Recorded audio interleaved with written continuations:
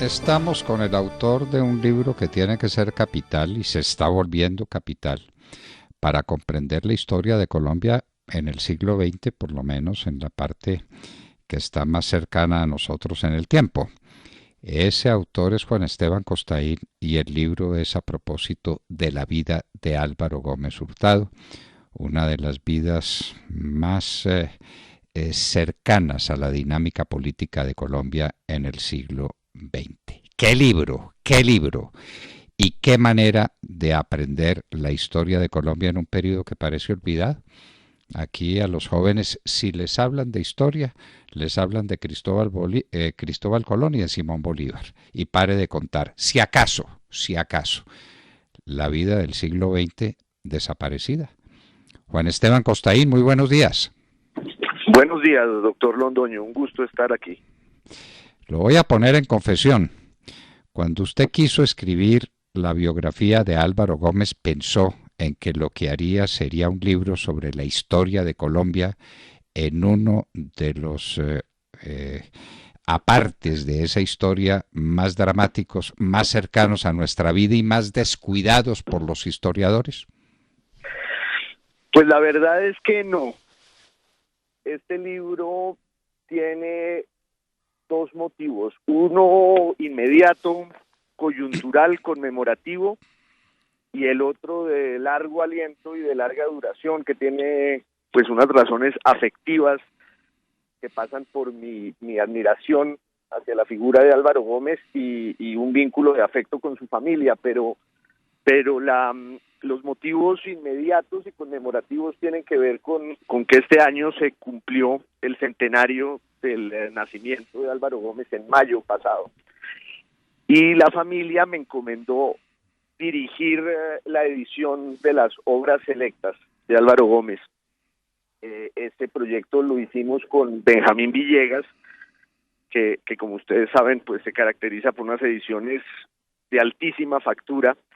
Y Benjamín Villegas me pidió que yo hiciera un ensayo introductorio para esa edición de las obras selectas, y yo creí que iba a ser un texto de 20 páginas.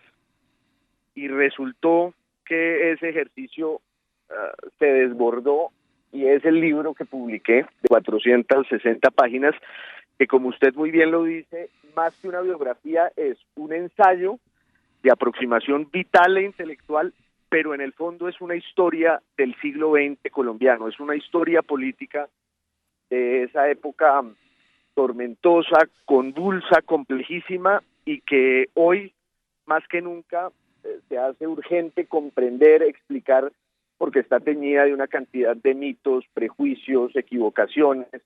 Entonces, desde la piel de Álvaro Gómez Hurtado, y por supuesto desde la herencia que en él significó la figura de su padre, yo lo que hago es contar todo el siglo XX de Colombia desde la política. Álvaro, su vida y su siglo. ¡Qué libro!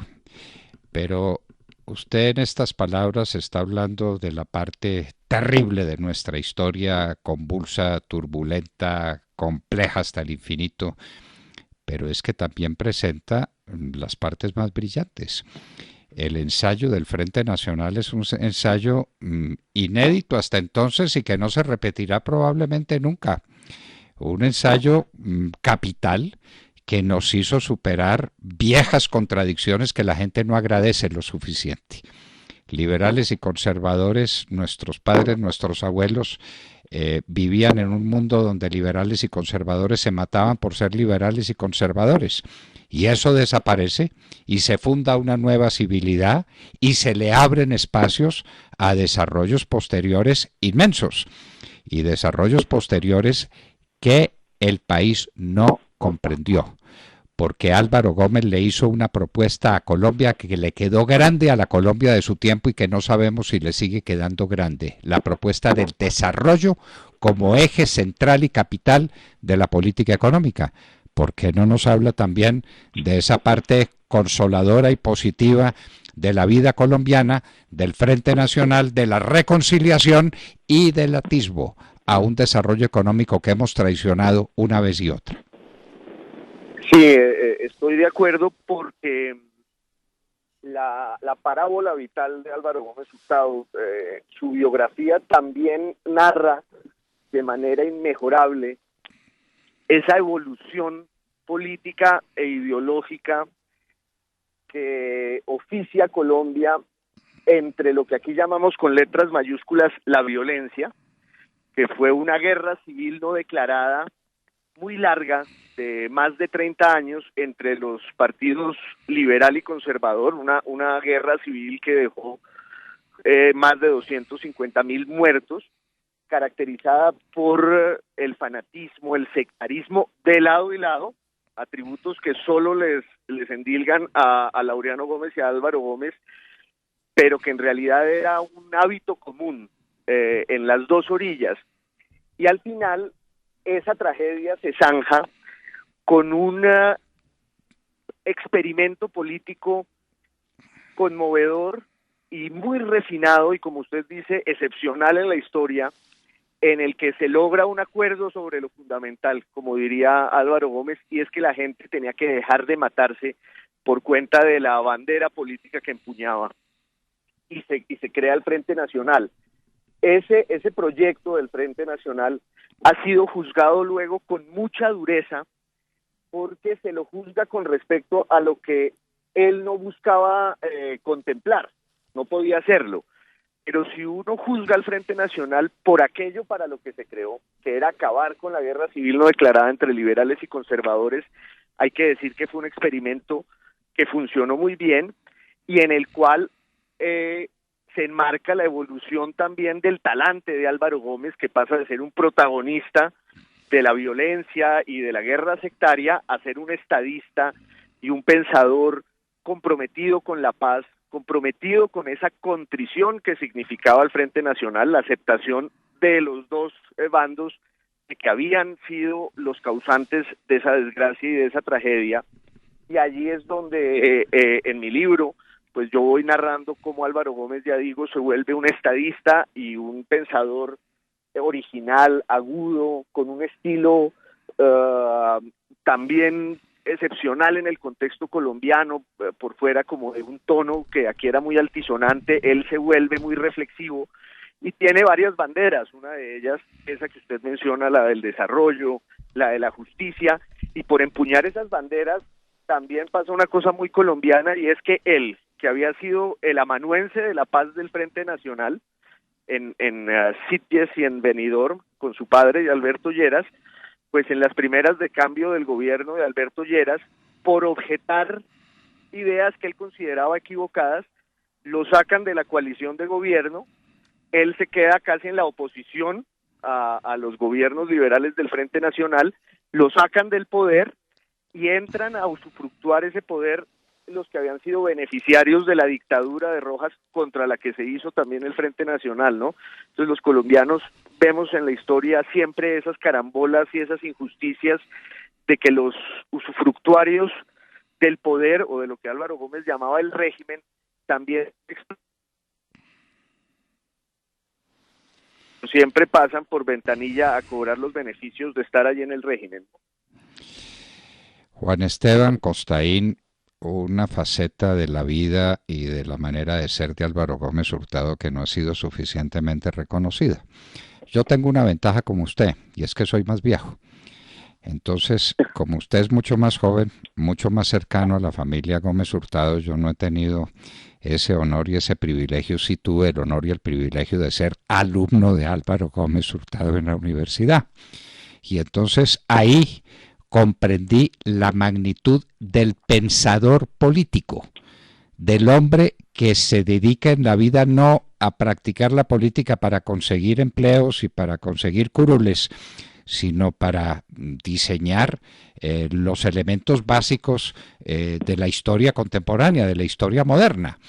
Y ahí pues es donde se plantea tal vez nuestra inconformidad o nuestro distanciamiento en cuál es la obra capital de Álvaro Gómez Hurtado. Para mí la revolución en América, creo que para usted soy libre, lo dejo con su idea y es muy respetable, pero la revolución en América es el libro capital del pensamiento político en Colombia en muchísimo tiempo. y lo que Álvaro Gómez fue como intelectual y como pensador. Eso no se destaca suficientemente. Un opositor al régimen y un hombre que escribía unos editoriales que desquiciaron el régimen en la época más detestable del régimen en la nueva era, que es la parte del narcotráfico dominando la política con Ernesto Samper. El pensador político, el escritor colosal, el grande orador que fue Álvaro Gómez Hurtado. ¿Usted queda tranquilo de haberle hecho suficiente honor a esas condiciones de Álvaro Gómez en su libro, Álvaro, su vida y su siglo? Sí, yo creo que el trasfondo verdadero de mi libro es ese, el del retrato de un pensador que por cuenta de ese hecho, pues al final no pudo llegar al poder, porque para él el poder no era un fin, para él la política era simplemente un espacio de confrontación ideológica donde florecía y decantaba su pensamiento. Y allí se cumple un destino socrático, porque en el fondo, para los sabios, el ejercicio de la política implica siempre ese dilema: o se dedican a la sabiduría o se dedican al poder. Y por lo general, pues los sabios están limitados porque no pueden hacer las concesiones que la política con sus miserias exige para que la gente ejerza el poder, pero también debo hacer la aclaración de que yo en mi libro lo que digo es eso, que el hito intelectual de Álvaro Gómez es la revolución en América. Es allí donde se ve con toda claridad su dimensión intelectual, su condición de sabio, de pensador.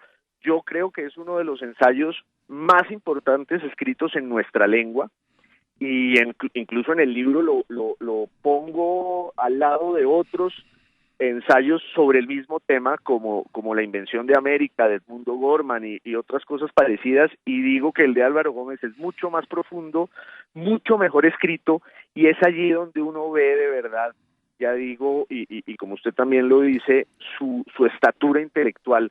Y ese libro lo escribió en el exilio. Por eso para mí, en el relato de mi libro, la revolución en América es como un rito de paso, porque es cuando Álvaro Gómez conquista su madurez intelectual en las condiciones dificilísimas del destierro, pero también es cuando él descubre su voz y su estilo, porque antes él estaba bajo la sombra de la retórica laureanista, digámoslo así, que era la de la revista colombiana, la de los editoriales del siglo de los años 40 y 50, pero ya en España, dedicado solo a leer y metido en la filosofía de la historia, Álvaro Gómez se revela como un gran pensador, como un gran ideólogo, y además encuentra una voz que no va a abandonar nunca, que combina belleza, encanto, profundidad, lucidez y sabiduría. O sea que ese homenaje se lo hago con toda el alma, porque creo que es lo que va a quedar de él en la historia, su legado intelectual. No sé cuál ha sido la suerte del libro en las librerías, porque pues este es un país muy extraño. Ahora estamos dedicados a saber por dónde y cómo se fugó una señora por un consultorio médico, y entonces eso nos produce mucho espasmo nos produce como un espasmo a los colombianos, porque eso mata nuestra curiosidad intelectual. Ese libro, Álvaro, su vida y su siglo, es, yo lo planteo así, un desafío al que quiera hablar de la historia de Colombia en el siglo XX. No le arriendo la ganancia al que lo quiera hacer, y hacerlo con seriedad y hacerlo con el estilo, con la altura de pensamiento, con las condiciones de historiador y de escritor que tiene Juan Esteban Costaín. Álvaro, su vida y su siglo. Esperamos que todos nuestros oyentes estén de salida para una librería, porque si no tienen ese libro no tienen nada sobre la historia de Colombia en el siglo XX. El ensayo más importante, pero al mismo tiempo más ecuánime, más serio, de más altura, de más nobleza intelectual que se ha escrito sobre esa parte procelosa, pero también tan positiva de nuestra historia, con el Frente Nacional y con las campañas de Álvaro Gómez a la presidencia, sobre todo la primera, que no terminaron en victorias electorales. Usted habla de la suerte de los pensadores en materia política. Le pongo un ejemplito. A Platón le fue muy mal cuando trató de hacer política. Así, y resulta que la gente opina que Platón es la mayor inteligencia que alumbró el mundo en toda su historia. Y le fue muy mal haciendo política. Recuérdelo pues. Haciendo la política barata, ¿no? Pero los libros, la Politeia, la República y el Nomoi, las leyes, son los libros cumbres sobre la política en el mundo desde hace 25 siglos. ¿Qué le vamos a hacer? ¿Qué le vamos a hacer? Es el destino de los pensadores. Juan Esteban Costaín, felicitaciones por ese gran libro. Usted tiró el poncho. Me parece que hay cositas por corregir, por mirar, por revisar. Lo que le quiero decir es que espero la segunda edición para no leerlo, sino para tragármelo como me tragué ese libro, Álvaro, su vida y su siglo, que era el libro que no podía faltar en ninguna librería de un colombiano. Juan Esteban Costaín, muchas gracias por escribir el libro y más gracias todavía por estar con nosotros en la hora de la verdad. No, mil gracias a ustedes por esas palabras pues tan honrosas que me abruman y el libro está allí para eso, para una discusión que rescate en el diálogo público y político en Colombia lo fundamental, que son las ideas. Entonces allí queda puesta esa piedra y espero que haya muchísimas más y mil gracias a ustedes por acogerme hoy. Juan Esteban Costaín, un escritor, historiador, columnista de periódico que ha resuelto hacer un desafío. La visión que él tiene de la política a partir de la vida de Álvaro Gómez, desde luego de su padre Laureano Gómez, desde luego de su tiempo, de los avatares de la violencia entre liberales y conservadores, del golpe de Estado de 1953, para unos detestable, para la inmensa mayoría de los colombianos un golpe de opinión y un golpe imprescindible en ese momento, y después nada menos que la creación del Frente Nacional, que se le debe a Laureano Gómez y que tuvo un testigo y un promotor infatigable, Álvaro Gómez. Y después, un hombre que se dedicó a hacer política alrededor del desarrollo económico. Y eso no lo entendimos suficientemente. Un poco, con la presidencia de Álvaro Uribe Vélez. El desarrollo económico como esencia de la vida nacional, que fue lo que traicionó después Juan Manuel Santos. Se le olvidó ese pequeño detalle.